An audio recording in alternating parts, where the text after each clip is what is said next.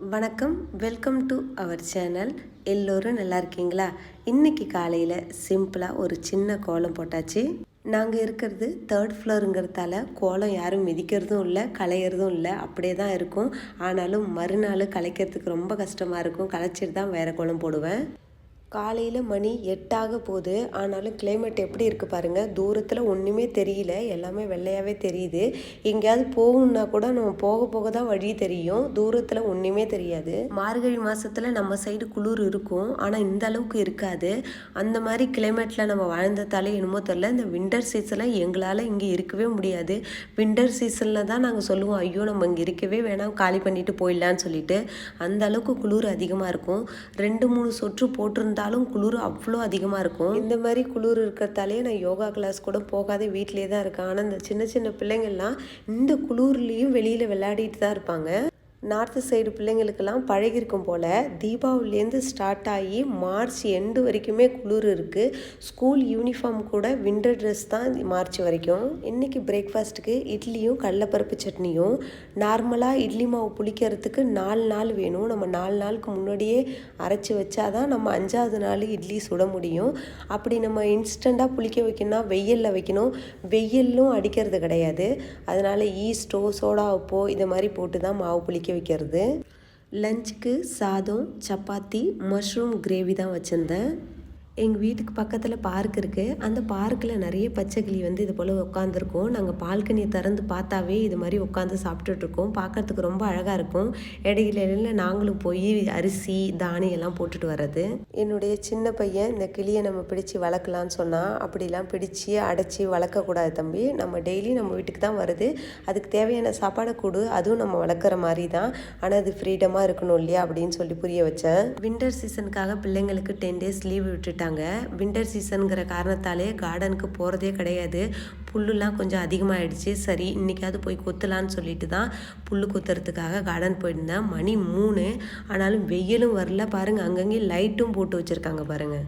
திரும்ப திரும்ப ஏன் குளிர் அதிகமாக இருக்குன்னு சொல்லிட்டு இருக்கேன்னு பார்க்குறீங்களா? ஏன்னா அந்த அளவுக்கு குளிருங்க, இங்கே இருக்கவே முடியல. ஆனால் இருந்தவங்களுக்கு தான் தெரியும் என்ன பண்ணுறது, நம்மளோட சுச்சுவேஷன் அங்கே இருந்து தான் ஆகணும். இந்த கார்டனை ரெடி பண்ணுறதுக்கு 1 வாரத்துக்கு மேலே ரொம்ப கஷ்டப்பட்டு தான் ரெடி பண்ணேன். அப்போ கொஞ்சம் கஷ்டமாக தான் இருந்துச்சு. ஆனால் இப்போ நம்மளுக்கு தேவையான பொருளை அந்தந்த டைமில் போய் ஃப்ரெஷ்ஷாக பறிச்சிக்கும் போது ரொம்ப சந்தோஷமாக இருக்குது. வாங்க இன்றைக்கி கார்டன் எப்படி இருக்குன்னு காட்டுறேன். பாலக்கு கீரை இது களைலாம் எடுக்கிறதுக்கு முன்னாடி கொஞ்சம் இது மாதிரி இருக்குது. ஆனால் டெய்லியும் அதை பறித்து யூஸ் பண்ணிட்டு தான் இருக்கேன். இந்த வீடியோ 1 வாரத்துக்கு முன்னாடி எடுத்தது. அப்போ முள்ளங்கி இப்படி தான் இருக்குது. இப்போ கொஞ்சம் பெருசாகிடுச்சு.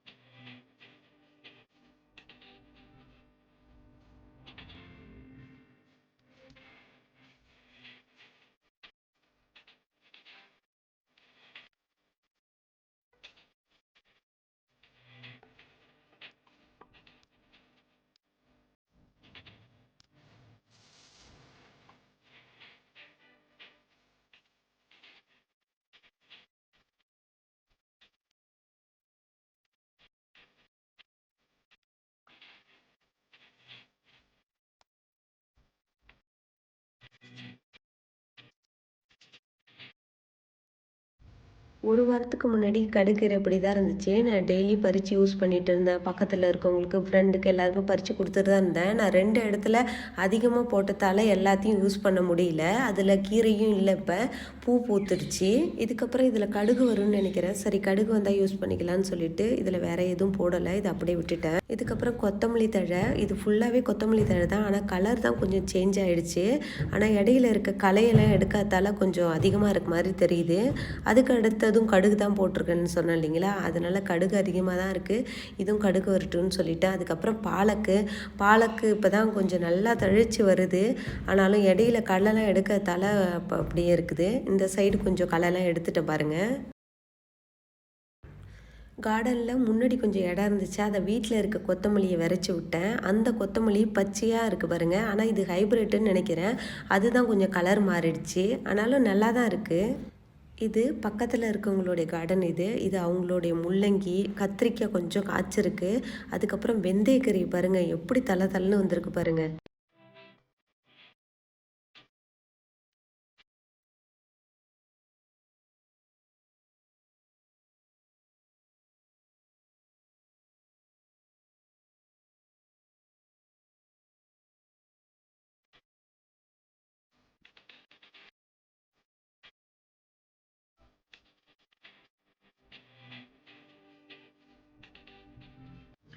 இது வெந்தயக்கீரை,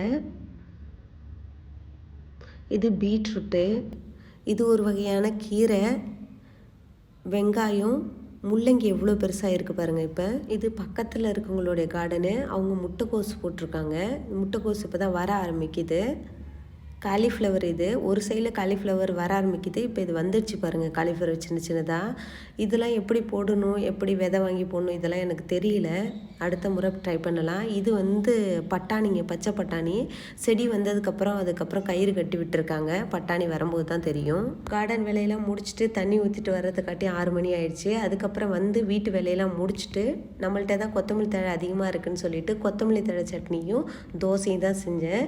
இந்த வீடியோ உங்களுக்கு பிடிச்சிருந்தா வீடியோக்கு ஒரு லைக் கொடுங்க. நீங்கள் இன்னும் இந்த சேனலை சப்ஸ்கிரைப் பண்ணலாம், ப்ளீஸ் சப்ஸ்கிரைப் பண்ணிவிடுங்க. அப்படியே பக்கத்தில் இருக்க பெல் ஐக்கான் பட்டனையும் ப்ரெஸ் பண்ணி வச்சுங்க. அப்போ தான் நான் போடுற வீடியோ நோட்டிஃபிகேஷனில் உங்களுக்கு உடனுக்குடன் வந்து சேரும். ரசித்து சமைங்க, ருசித்து சாப்பிடுங்க. தேங்க்யூ ஃபார் வாட்சிங்.